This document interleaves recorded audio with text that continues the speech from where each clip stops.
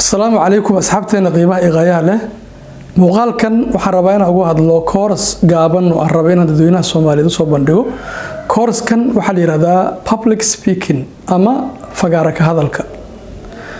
وحصورت قال أنا ترجيني سيد إن مرؤون هذا الكسر جيد سيد جوب فجارة سيد حفلة وحبر الشو مال الشرقة حفلة مهرة أما الدابور كدوسي جاجا مرون إن لو يرادو هذا الكسر جيد أما أدنى قتيد بشر قدومية وحان مركا ديرد كسارينا كورس كان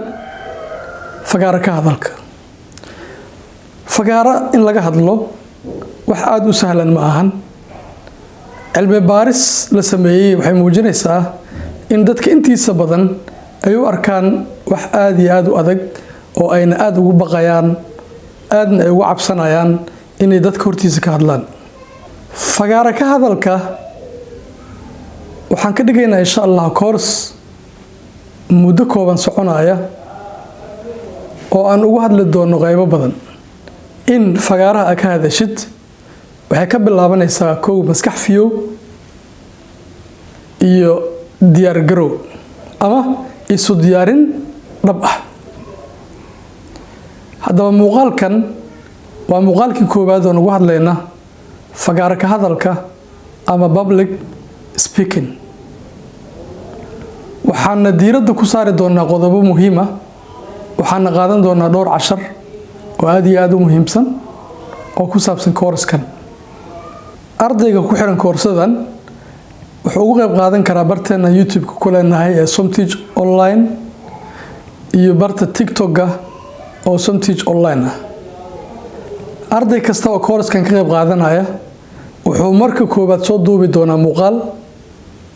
isaga kaligiis ah oo uu soo qaadanaya topic gaar ah muuqaalkaas oo ah 2 ilaa 1 daqiiqo marka labaad ardayga wuxuu soo diyaarin doonaa muuqaal dad ay hor fadhiyaan isagoo dad wax u sheegaya ha noqdaan 3 qof 4 qof ilaa iyo inta uu doono marka uu ka qayb qaato ardayga uu ka qayb qaato barnaamijkan wuxuu ardayga course-ka markuu dhameysto soo dalban karaa shahaado waxaana bixinaya Somteach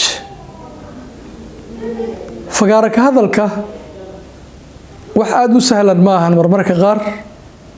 dadka professionalka ah ee public speakerska ah ayaa marmarka qaar ka baqa waana wax iska caadi ah ama natural in qofka uu ka cabsado inuu dadka hortiisa ka hadlo hadaba koorskan u diyaar garow qaybtii koobaad waa qaybta hadda la soco qaybta labaad noqo arday ka qayb qaata commentiga noogu soo qor sida aad diyaarka ugu tahay muuqaalka koobaadna muuqaalka labaad marka aan qaadano waxa laga rabaa inaad muuqaalkii ugu horeeyay soo dirtid halkaas ayaan ka sii wadi doonaa koorskan noqo ardaygii ka qayb qaadan lahaa assalaamu calaykum